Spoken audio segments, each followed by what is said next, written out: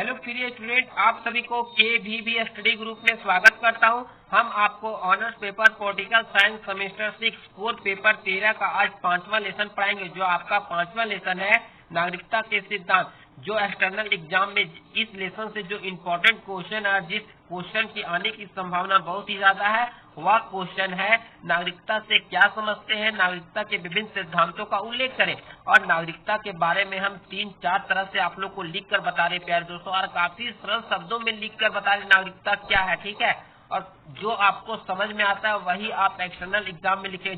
और हम चाहते हैं कि एकदम आप लोग को सरल से सरल शब्दों में नागरिकता के बारे में बताएं। ठीक है, चलिए बिना टाइम वेस्ट किए आप लोग को नागरिकता के बारे में बताते हैं। नागरिकता से क्या समझते हैं, नागरिकता के विभिन्न सिद्धांतों का उल्लेख कर। अब इसका आंसर आप लोग एकदम काफी सरल शब्दों में बता रहे हैं, सिर्फ आप सुनिए, पूरा वीडियो देखिएगा तभी आप लोग को समझ में आएगा प्यारे दोस्तों।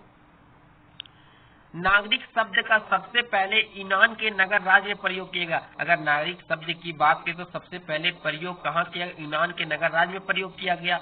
उस युग में वहाँ नगर और राज्य में कोई भेद नहीं था। जब नागरिक शब्द का प्रयोग हुआ था यूनान के राज्य में, उस समय उस युग में वहाँ नगर और राज्य में कोई भेद नहीं था, ठीक है, कोई अंतर ही नहीं था, दोनों को समान नजरों से देखा जाता था। अतः नागरिक शब्द एक ऐसी राजनीतिक व्यक्ति का पर्यायवाची बन गया। अतः हम नागरिक शब्द की बात करें तो एक ऐसे राजनीतिक व्यक्ति का पर्यायवाची बन गया जिसे उस नगर राज्य की व्यवस्था में हिस्सा लेने का अधिकार प्राप्त हो। और बात करें जब पर्यायवाची बन गया तो जिसे उस नगर राज्य की व्यवस्था में, जो उस नगर राज्य की व्यवस्था थी, हिस्सा लेने का अधिकार प्राप्त हो, उसे नागरिकता कहते हैं।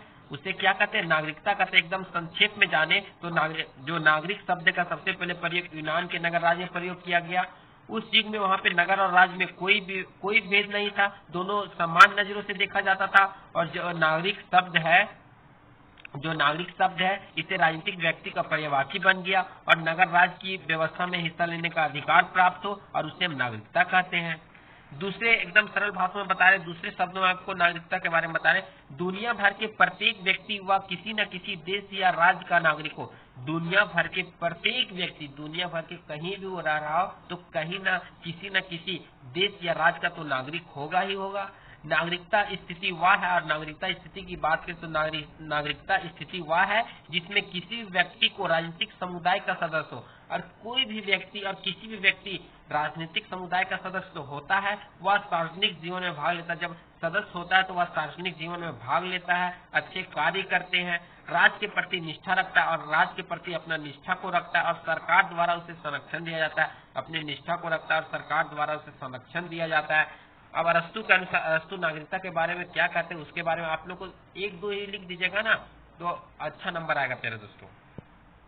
अरस्तु के अनुसार नागरिक वह है जो किसी राज्य या नगर के किसी विचारणीय कार्य अधिकारियों या अपने मुखिया के चुनाव में भाग लेता है। अरस्तु बोलते हैं नागरिक वह है जो किसी भी राज्य या नगर के किसी भी विचारणीय कार्य या अधिकारी तथा अपने मुखिया के चुनाव में भाग लेता है तथा वे सार्वजनिक या शासन कार्यों में भाग लेता है। यानी वह मुखिया का चुनाव हो या अधिकारियों का चुनाव हो और सार्वजनिक या शासन कार्यों में भाग लेता है, उसे हम नागरिकता कहते हैं। लॉस्की के अनुसार, इसके अनुसार अपने निश्चित बुद्धि को लोकहित के लिए प्रयुक्त करना ही नागरिकता कहता है। लॉस्की बोलते हैं कि अपने बुद्धि को लोकहित के लिए, जनता के हित के लिए प्रयोग करना या नागरिकों के हित के लिए प्रयोग करना ही नागरिकता कहलाता है।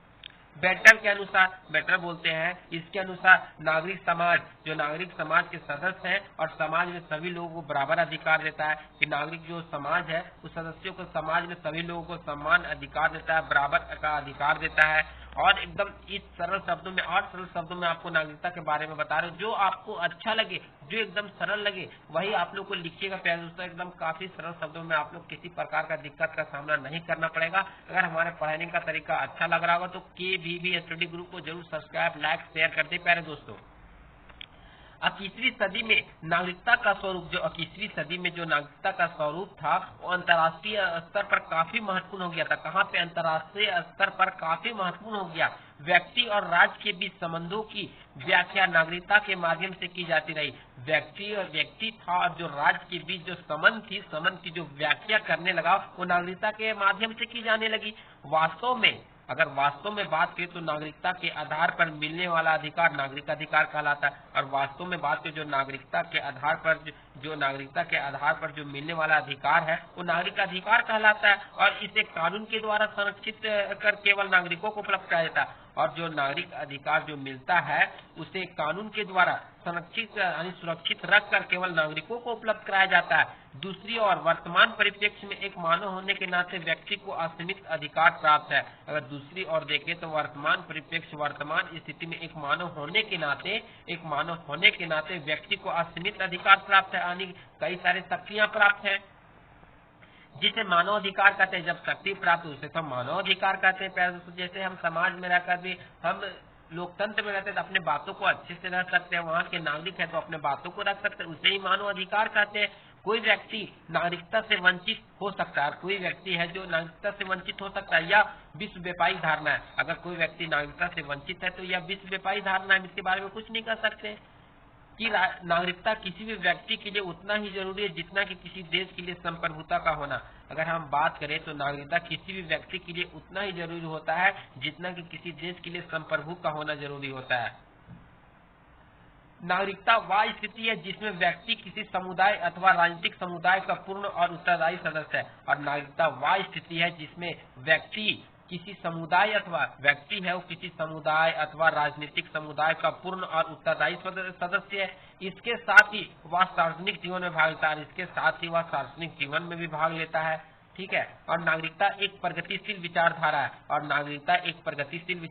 धीरे धीरे विकास होता ही चला जाता है, जो व्यक्ति के पहचान के अधिकार से जुड़ी है, नागरिकता का जो प्रगतिशील विचार है, जो व्यक्ति के पहचान उसके अधिकार से जुड़ा है, कर्तव्य भावना से नहीं, और कर्तव्य भावना से नहीं। नागरिक ऐसा हो जो देश के संवैधानिक प्रावधानों का पूर्ण उपयोग करता हो, और नागरिक ऐसा हो जो देश के संवैधानिक प्रावधान जो व्यवस्था की गई है उसका उपयोग करता हो। प्राचीन काल में नागरिकता की परिभाषा काफी सीमित थी, और प्राचीन काल की बात करें तो नागरिकता की जो परिभाषा थी काफी सीमित मात्रा में उनकी परिभाषा दी गई थी। ठीक है, नागरिकता काफी सीमित रखा जाता था, लेकिन वर्तमान समय में इसका स्वरूप व्यापक हो गया, और लेकिन वर्तमान समय में बात करें तो इनका स्वरूप है, इनका जो दृश्य है काफी बड़ा हो गया। यूनान में है नागरिकता शासन वर्ग का विशेष अधिकार कहा जाता है, और यूनान में जो नागरिकता का शासक वर्ग का विशेष अधिकार कहा जाता है। और अरस्तु ने भी इसकी पुष्टि की थी, वहाँ पर मात्र नागरिक पूर्ण नागरिक समझे जाते थे, नागरिक को पूर्ण नागरिक समझा जाता था, और शेष नागरिकों को अधिकारों से वंचित रखा जाता था, और शेष अधिकार थे उसे वंचित रखा जाता था। रोमन साम्राज्य में युद्ध में पराजित लोगों को नागरिक का दर्जा दिया जाता था। जो रोमन साम्राज्य में युद्ध से जो पराजित हो जाते थे, युद्ध में जो हार जाते थे, उन लोगों को नागरिक का दर्जा दिया जाता था। 15वीं और 16वीं शताब्दी में जब पुनर्जागरण का काल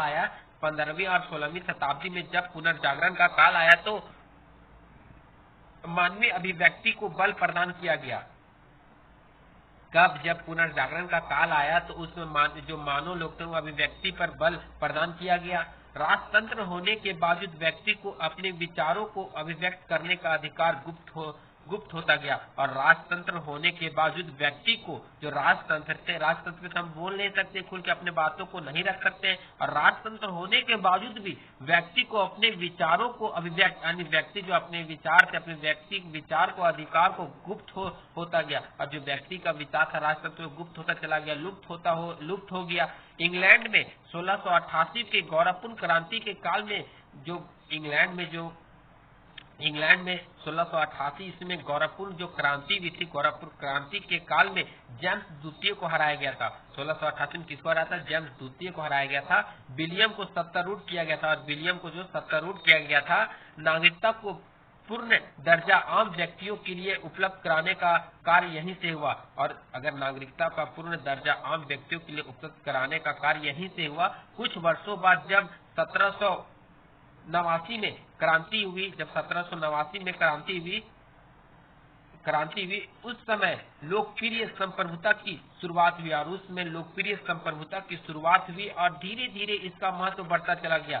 कब? जब 1789 में फ्रांस की क्रांति हुई, उस समय लोकप्रिय संप्रभुता की शुरुआत हुई, लोकप्रिय संप्रभुता की शुरुआत हुई और धीरे धीरे करके इसका महत्व बढ़ता ही चला गया। यह सही है कि गौरवपूर्ण क्रांति के साथ नागरिकता की परिकल्पना की शुरुआत हुई, और यह सही है कि गौरवपूर्ण क्रांति हुआ था 1688 में। उसके बाद जब क्रांति हुई, उसके बाद 1789 में नागरिकता की परिकल्पना की शुरुआत हुई, लेकिन उसकी वास्तविक बुनियादी 1789 में पड़ी, और उसकी वास्तविक जो बुनियादी है वो 1789 में पड़ी।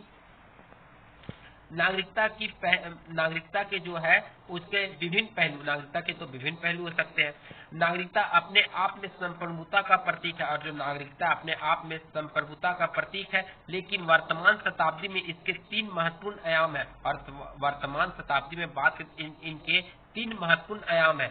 आज पूरे विश्व में राजनीतिक व्यवस्था का केंद्र व्यक्ति न होकर उस देश का नागरिक हो गया। आज पूरे विश्व की बात करें तो राजनीतिक व्यवस्था का जो केंद्र है वो व्यक्ति न होकर उस देश का नागरिक हो गया है। व्यक्ति को नहीं, सिर्फ नागरिक, जो व्यक्ति को ही विशेष अधिकार नहीं दिया गया, उस देश में रहने वाले नागरिक को भी दिया गया है। यही वजह है कि नागरिक राजनीति और सामाजिक अधिकारों की श्रेणी में रखकर नागरिकता की भावना को संबंध प्रदान किया गया, और यही कारण है कि जो नागरिक है वो राजनीति और सामाजिक अधिकारों की श्रेणी में रहकर नागरिकता की भावना को संबंध प्रदान किया गया। यह स्पष्ट किया जा चुका है कि गौरवपूर्ण क्रांति के समय, यह स्पष्ट हो चुका है कि गौरवपूर्ण जिसमें क्रांति हुई थी कब? 1688 में। तो नागरिकता का संकल्पना, जो संकल्प था वो प्रकाश में आया, ठीक है।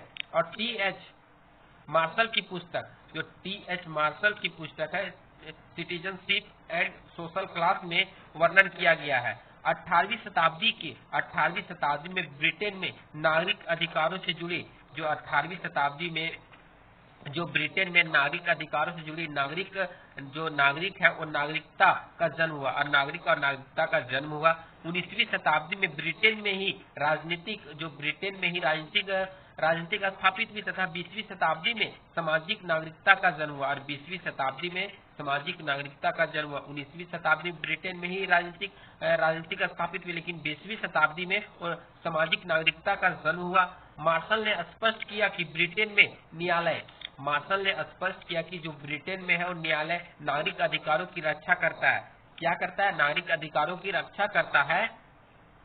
प्रतिनिधि संस्थाएं राजनीतिक अधिकारों की रक्षा करता है, और प्रतिनिधि संस्थाएं राजनीतिक अधिकारों की रक्षा करता है, तथा सामाजिक सेवाएं तथा स्कूल उन्हें समुचित अधिकार प्रदान करते हैं, तथा जो सामाजिक सेवाएं तथा स्कूल होते हैं उसे समुचित अधिकार प्राप्त करते हैं। नागरिकता के सिद्धांत, समकालीन दौर में नागरिकता के जो समकालीन दौर थे उसमें नागरिकता के अनेक सिद्धांत प्रस्तुत किए गए। नागरिकता के विभिन्न सिद्धांत इस प्रकार है, हम नागरिकता के विभिन्न सिद्धांत को इस प्रकार देख सकते हैं,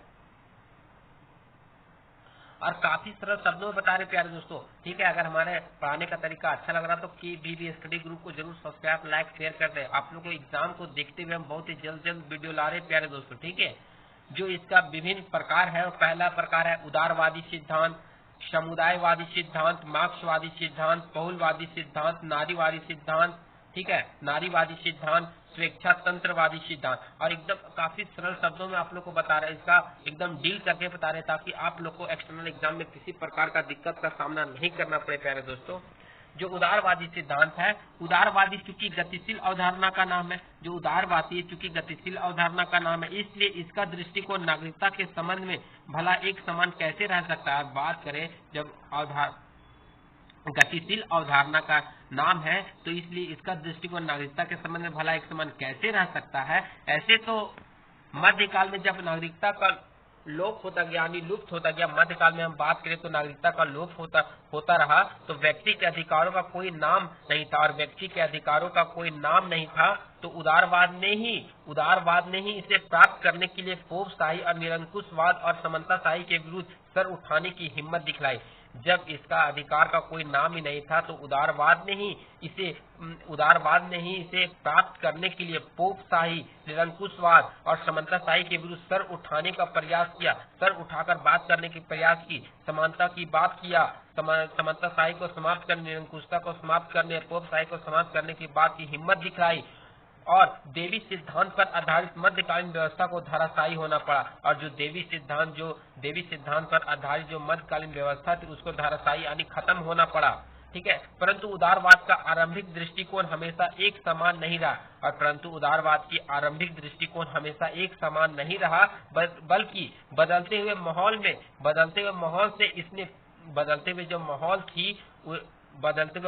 से इसने पूंजीवादी व्यवस्था को स्थापित किया। जब माहौल बदल रहा था उसी से पूंजीवादी व्यवस्था को स्थापित करना शुरू कर दिया। सिद्धांत रूप में इसके द्वारा तमाम लोगों को नागरिक बनाया जाता रहा, और इस सिद्धांत रूप में जब इसकी सिद्धांत रूप था उसमें इसके द्वारा तमाम लोगों को नागरिक बनाया जाता रहा। लेकिन नागरिकता संबंधित अधिकार धनी लोगों के हित में, और जो नागरिकता संबंधित अधिकार थे धनी लोगों के हित में राज्य को अपने नियंत्रण से लेकर किया जाता रहा। जो धनी लोग थे ना, धनी लोग के हित में राज्य को अपने नियंत्रण में लेकर नियंत्रण किया जाता रहा। मार्क्सवादी क्रांति के बाद उदारवाद को अब लगने लगा कि सरेआम अपने अमीर लोगों के हित नहीं पहुंचाया जा सकता, और मार्क्सवादी क्रांति के बाद उदारवाद को अब लगने लगा कि सरेआम हम खुले तौर पर अमीर लोगों को हम छूट नहीं दे सकते, अमीर लोगों के हित नहीं पहुंचा सकते। तो पुनः उसने गरीबों के हित में कुछ ज्यादा ही बोलना शुरू कर दिया। जब उनको लगा कि हम अब उन लोग को हित नहीं पहुंचा सकते, खुलेआम सारे अमीर लोग को हम हित नहीं कर सकते, सहायता नहीं कर सकते, तो पुनः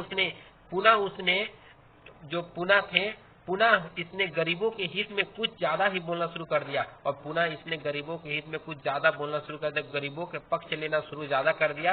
अब उदारवाद के द्वारा यह कहा जाने लगा कि जो नागरिकता के विकास का परिणाम है, अब जब गरीबों के हित में ज्यादा बोलना शुरू कर दिया तो उदारवाद के द्वारा यह कहा जाने लगा कि नागरिकता विकास का परिणाम है, और नागरिकता विकास पर जब अमीर लोग को सहायता तब नागरिकता विकास का परिणाम लगता है। जब गरीब लोग की सहायता करने लगा, जब गरीब के हित में बोलने लगा तो नागरिकता विकास का परिणाम हो गया।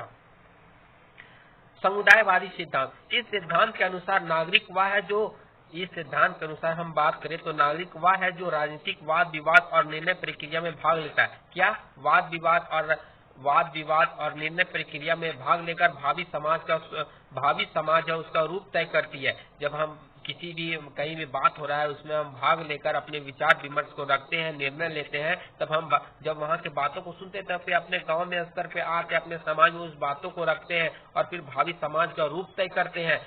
अतः नागरिक का मुख्य लक्ष्य सहभागिता, और नागरिक का जो मुख्य लक्ष्य होता है वो सहभागिता, सभी लोगों मिलकर करना होता है। मार्क्सवादी सिद्धांत, यह सिद्धांत में बतलाया गया कि जो वर्ग दूसरे वर्ग पर दमन या शोषण करता था, मार्क्सवादी सिद्धांत में यह बतलाया कि जो वर्ग दूसरे वर्ग पर दमन या शोषण करता था वही शक्तिशाली के अनुसार नागरिकता का बुनियादी तय हो जाता था, और जो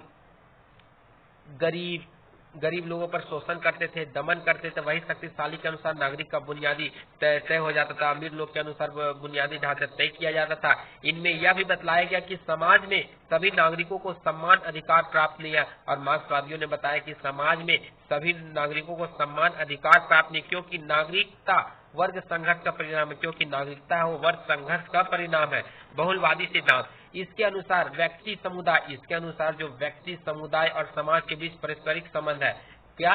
जो व्यक्ति और समुदाय इनके बीच पारस्परिक संबंध है। व्यक्ति समुदाय के खिलाफ कुछ अधिकारों का हकदार है, और व्यक्ति है वो समुदाय के खिलाफ कुछ अधिकारों का हकदार है, तथा वह समुदाय के प्रति कुछ कर्तव्य का भी पालन करता है, जो समुदाय के प्रति कुछ कर्तव्य का भी पालन करता है। इसका कहना है कि, और ये कहते हैं कि लिंग, जाति, धर्म आदि का भेदभाव को रोकना होगा, इस किसी तरह का भेदभाव नहीं चाहते हैं।